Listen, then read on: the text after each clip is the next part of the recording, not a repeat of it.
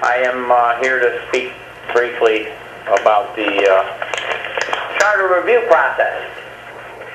I had not been privy to the prior one because I wasn't politically active in South Euclid 10 years ago like I am today, and I found the process to be somewhat interesting. I was quite dismayed that the mayor and some council members attempted to hijack or kidnap this process for political beating of their opponents on the head. And, there were a lot of residents that spoke at the charter meeting, and none of the residents spoke in favor of a couple of these amendments. One of them was the mayor's attempt to get rid of the court. In fact, there was a lawyer there named Tim Sturkle who actually told the mayor that if she doesn't like someone in the court or something that's going on with the court, that her best mode of operation would be to try and get someone else elected to the judgeship instead of attempting to remove an entire branch of our government. All the other residents that spoke against Amendment 8 also spoke poorly of that effort and said that it should be immediately removed from the list for consideration. The other amendment here that I find trouble with is number 1, written here by Mr. Fiorelli. And the reason I find trouble with it is due to its unconstitutionally vague and ambiguous language. Mr. Fiorelli wants to change the council qualifications to have a statement in here that says that all judgments about council conflicts of interest shall err on the side of the residents of the South Euclid, which, if you were to take that statement to the court, that amendment won't last a court challenge. But it's interesting because this proposal is meant to keep council people like Ruth Gray from holding another position with another city. And the constitutionally vagueness of this will allow Mr. Fiorelli or the mayor to take out of their bag of tricks and pound on their opponent's head who they don't get along with in an attempt to remove them from office. Now, the only time that this conflict has actually come up that I had been witness to was one time we were, I believe, in competition for a grant between Bedford and South Euclid, and it was in 2005 or 2006, and Ruth Gray honorably raised her hand and recused herself from voting on that due to the conflict of interest, which is a mechanism that we already have in place for this type of conflict. Now, Mr. Fiorelli,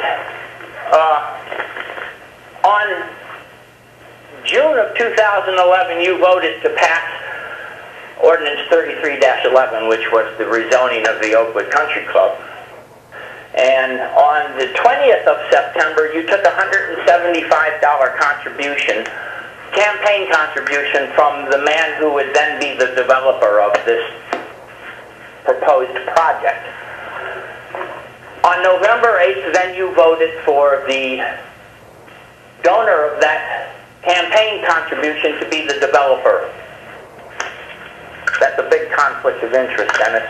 To me, a resident, it looks like you can be bought and paid for a $175 campaign contribution. And now, this past January, you also voted for the reconfirmation of our law director, who, according to the Cuyahoga County website, is a serial debtor. You were full aware of all of this. You know that he has a federal lien against him for tax year 2012, 2011, 2010, 2009. He had another federal lien against him in 1995, and he had another federal lien against him in 1997. He's had 3 Ohio liens against him, 2 in 2009 and 1 in 2010. He also has had 3 Supreme Court of Ohio sanctions for not keeping up his legal education, continuing legal education, all of which you knew about. Yet you voted for his reconfirmation. Now my question is, your vote and your taking of the campaign contribution and your reconfirmation of Mr. LaGrasso, I would like to hear from you how that is erring on the side of the residents of South Euclid. I yield the rest of my time for your answer.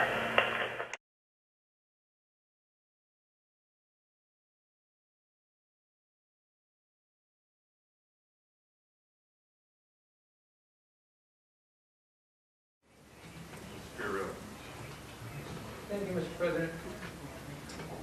Our city has an organizational chart. It's part of our certified capital report. And at the top of the chart, it has the residents of the city. I work hard to respect that. I think everybody does respect, that we're here to do what's in the best interest of the residents. And, sometimes we're not going to agree on that.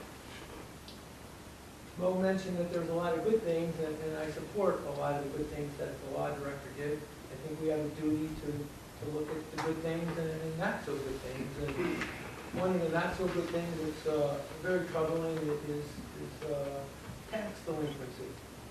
In my career at the bank, I would have never considered hiring somebody who had a IRS-type problem. In my rental property, still today, I would not consider renting with someone who has rental property. But this is a different situation. In rental property, if I had a tenant and they were paying the rent for several years and they were paying on time, and then all of a sudden I learned that they had a tax delinquency, I would consider giving them the benefit of the doubt. And in a work environment, if the person had a reputation and was doing well, would give them the benefit of the doubt. And I think what we need to do, what I think is in the best interest of our community, it is to find middle ground and to move on from these discrepancies and that we've talked about in the open meeting. To that point, there was reference to the mayor's letter and a discussion and what I feel is a credible plan to make this a better situation. I think people do make mistakes and you need to learn from those and move on. And I have a lot of confidence in this letter, and Mo just said a few moments ago, we're going to revisit this within 60 days. It's going to be an ongoing thing. So, in the best interest of our community, I feel the decision that we'll make is in the best interest of the community, and I do expect to support the mayor's decision.